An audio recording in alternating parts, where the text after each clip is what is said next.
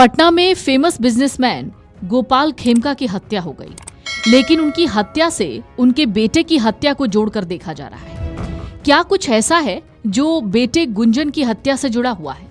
दरअसल आपको बता दें, गोपाल खेमका के बेटे की हत्या भी कुछ इसी तरीके से की गई थी।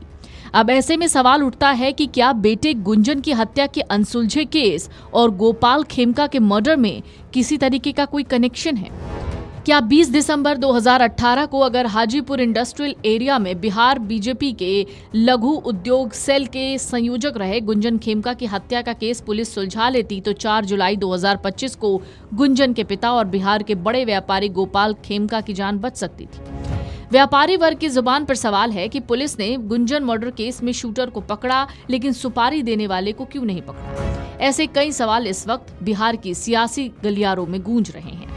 गुंजन के पिता यानी गोपाल खेमका, जिनकी लगभग 7 साल बाद उसी तरीके से पटना में उनके अपार्टमेंट के बाहर शुक्रवार की रात हत्या हो गई। गुंजन को हाजीपुर में अपने ही कॉटन फैक्ट्री के गेट पर शूटर ने गोलियों से छलनी कर दिया था। पुलिस ने गुंजन मर्डर केस में अभिषेक कुमार उर्फ मस्तू सिंह और राहुल आनंद उर्फ चीकू को हत्या के 1.5 महीने बाद गिरफ्तार किया था। पुलिस ने बताया था कि मस्तू ने गुनाह कबूल भी कर लिया, लेकिन मर्डर केस की जांच इससे आगे नहीं गई। जेल से निकलने के बाद मस्तू सिंह भी मारा गया। पुलिस ने तब बताया था कि वैशाली में हाईवे के किनारे 13 बीघा जमीन के एक प्लॉट को लेकर विवाद में यह हत्या हुई थी। बिहार पुलिस के डीजीपी हैं, वो कहते हैं कि मामले की जांच के लिए फिलहाल एसआईटी गठित कर दी गई है। पूरी गंभीरता से मामले की जांच हो रही है। 2018 में गोपाल खेमका के बेटे गुंजन खेमका की हाजीपुर में हत्या हुई थी। गोपाल खेमका की हत्या को लेकर डीजीपी ने कहा कि पटना पुलिस और एसटीएफ मिलकर इस मामले की जांच कर रहे हैं।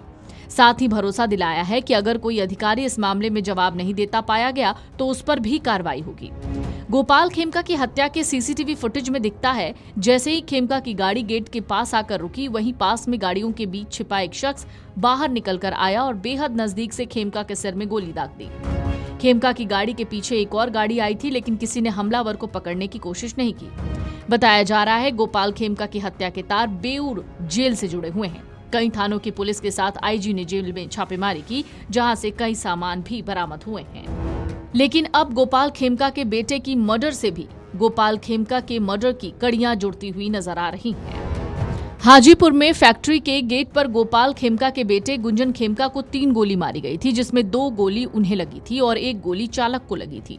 इसमें गुंजन की मौत हो गई थी। जिस तरह दिन दहाड़े घटना को अंजाम दिया, उससे साफ था कि इसमें पेशेवर शूटर की संलिप्तता थी। वहीं पिता गोपाल खेमका पर भी एक अपराधी ने नजदीक से जाकर उनके सिर में गोली मारी।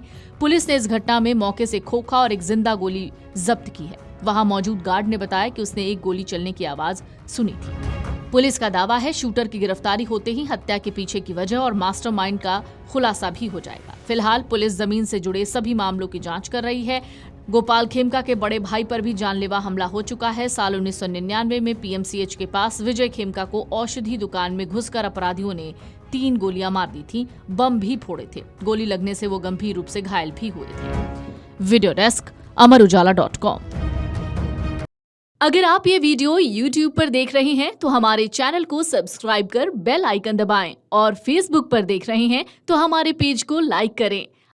अगर आप ये वीडियो YouTube पर देख रहे हैं तो हमारे चैनल को सब्सक्राइब कर बेल आइकन दबाएं और Facebook पर देख रहे हैं तो हमारे पेज को लाइक करें।